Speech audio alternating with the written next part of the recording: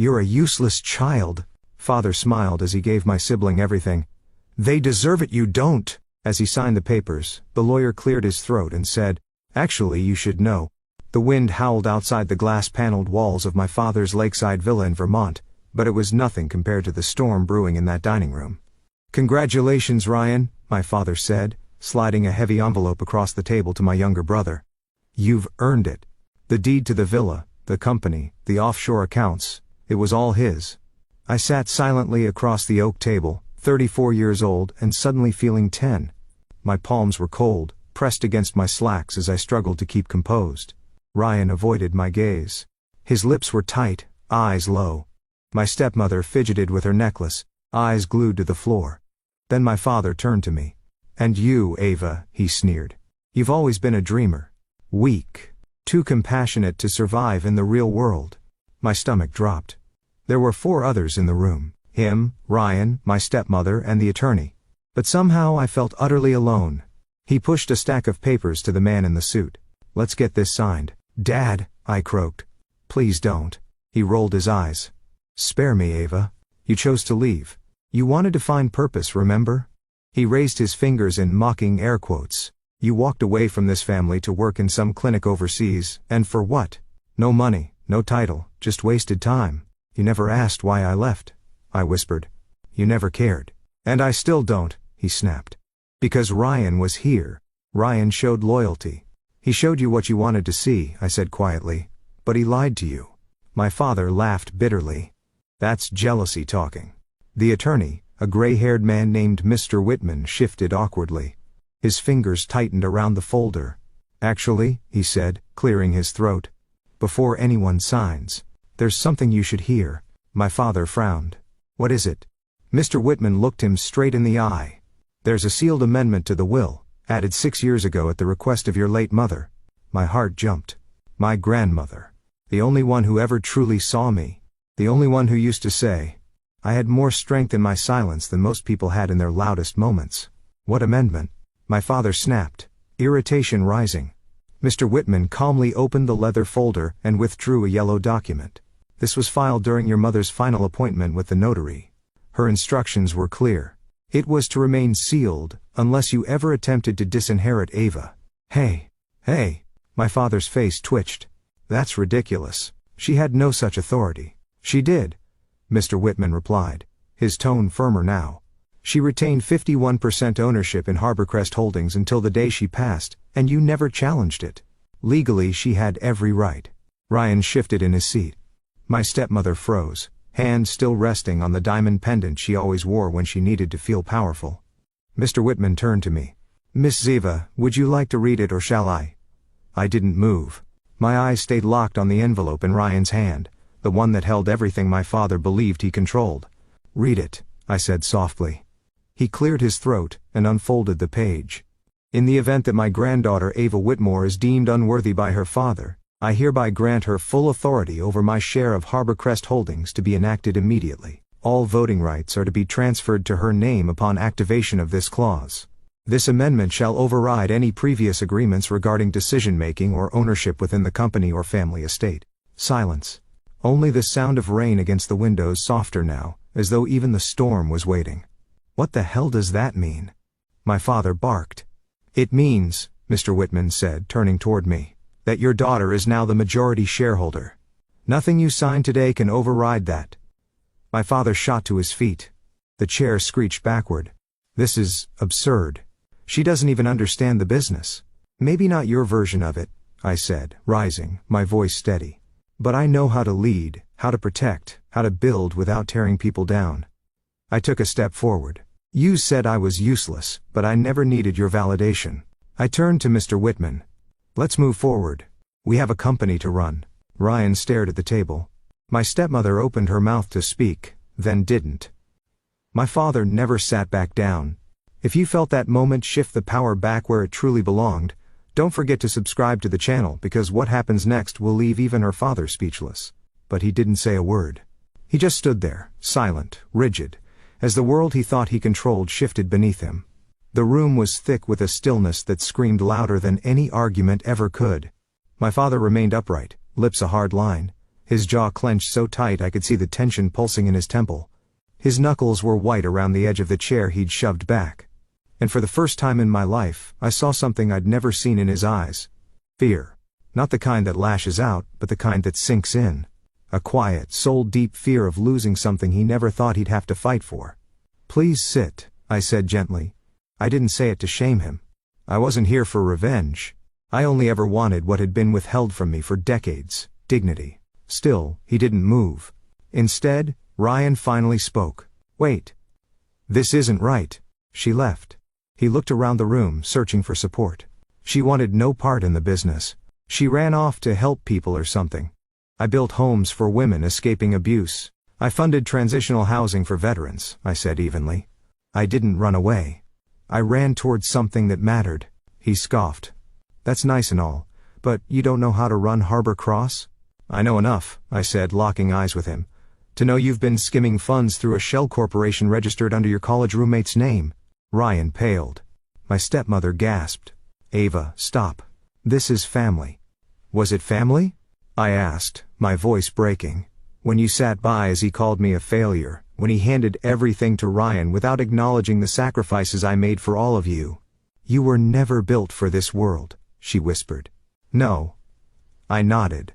"You all made that clear. But Grandma thought differently." Mr. Whitman cleared his throat.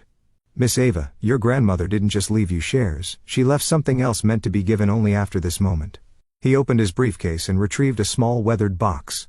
Inside was her old gold-plated compass. Beneath it, a folded letter with my name in her delicate script. My fingers trembled as I opened it. "My dearest Ava, if you're reading this, it means your father has done exactly what I feared. Don't hate him. He's a product of a world that told him power is loud. You were never weak. You were the quiet strength that held us together. This compass is yours now, because no matter what path you take, I trust you to lead." Tears threatened, but I blinked them back. I turned to Mr. Whitman. "Let's proceed." As I signed the acknowledgement of my controlling stake, my father finally spoke. "You think this makes you powerful?" he said, voice low. "You think she gave you this out of love? She did it to spite me." I looked at him, really looked for once, not as a daughter seeking approval, but as a woman who saw the truth. "No," I replied. "She did it because she believed in me. And she knew I'd use this power to build, not break." I walked out with my head high, years of rejection falling from my shoulders like rust. But what waited outside wasn't peace. It was war. Because power brings enemies, and Ryan wasn't finished. I'd barely reached the corridor when I heard footsteps. "Ava," he called out. I turned. His voice was calm, but his eyes, calculating. "You don't have to do this," he said. "Do what?" "Push me out." He shrugged. "That's your next move, right?" "I haven't made a move," I said quietly. "I simply stood up." He chuckled. "You think signing some papers makes you powerful? You don't have the backbone to lead." My heart pounded, but I didn't flinch. "I'm not here to prove myself to you, Ryan. I'm here to lead with integrity, something this family forgot." He stepped too close.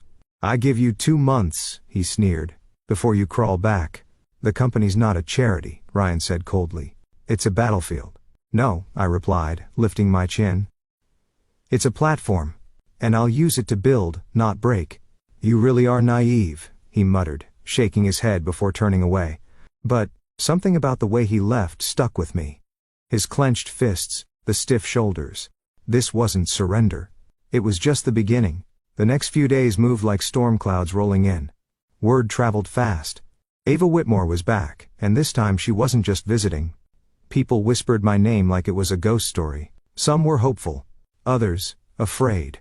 I didn't fire anyone. I didn't hold flashy meetings. I listened. And what I found was worse than I expected.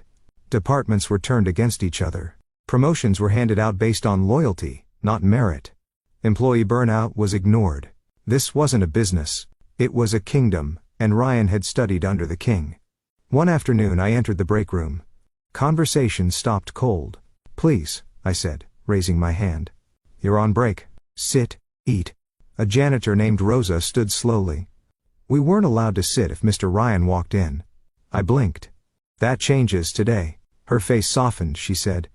"That night I stayed late, reviewing reports. I found 3 misused budgets, a shady deal with a questionable supplier, and a list of employees who'd been terminated after raising concerns. This wasn't mismanagement. It was rot. If I didn't act fast, I'd be blamed when it all fell apart. The next morning, Ryan stormed into my office, holding a folder. "You want the CEO seat?" he snapped. "Let's see you survive this." He tossed the folder on my desk. Inside, screenshots, emails, and photos. "These are fake," I said, flipping through them. "Can you prove it?" He smirked. "You really want to destroy me?" "I want what's mine," he hissed. "You were never meant to win." I stood slowly. "I don't want to win, Ryan. I want to fix what you broke. I see power." He sneered. "You see weakness." Then he turned and walked out. And I realized this wasn't rivalry. This was war. But I had something Ryan didn't. The truth. Within 48 hours, headlines flooded in. New CEO accused in charity fraud? Family feud at Harborcrest Holdings? Ava Whitmore, legacy leader or liability? It didn't matter that it was fake. The public didn't wait for truth. My inbox exploded with PR alerts. My phone wouldn't stop. Shareholders were panicking. I had barely begun, and I was already bleeding credibility. I told myself to stay calm. But late one night, locked in my office, I broke. Not loud, not messy, just silent sobs curled on the couch. I wasn't crying because they didn't believe me. I was crying because maybe, just maybe, my father had been right. Maybe I wasn't cut out for this. Then came a soft knock. I wiped my eyes fast. The door opened anyway. Rosa stood there with a paper cup. "Thought you could use this? You didn't have to," I whispered. "You look like you needed it," she said, walking in. "No one ever brought me anything when I cried in this room, so maybe someone should break the cycle." Something inside me cracked again, but in a softer way. "Thank you," I said. She sat down across from me. "Miss Ava," she said, "do you want to know the truth about your family?" I looked up, unsure. She nodded. "I've worked here 28 years. I've seen more than most, and I've seen what they hide." "You always looked me in the eye," Rosa said gently. I couldn't speak. My throat tightened. "You may feel alone now," she continued, "but you've got something they'll never have. Loyalty earned through kindness." I blinked, trying to steady my breath. "Why are you helping me?" "Because someone once helped me when no one else did," she smiled. "And because this company doesn't need another king, it needs a healer." The next morning, I walked into the boardroom with quiet resolve. I let them speak first. Accusations, doubts, demands for resignation. One shareholder even threatened a lawsuit. When they were done, I stood. "If anyone here can prove those documents are real," I said clearly, "I'll step down today." Silence. Then I dropped the original reports onto the table, evidence of Ryan's financial misconduct, hush money, side deals. Then I turned on the projector. Footage played. Ryan entering a locked office, plugging in a USB, transferring files. The timestamp matched when the forged documents were No one spoke.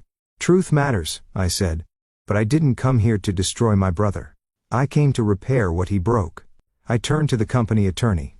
"My grandmother gave me this role not because I was perfect, but because I still believe in people, even those who hurt me. I'm not pressing charges," I continued.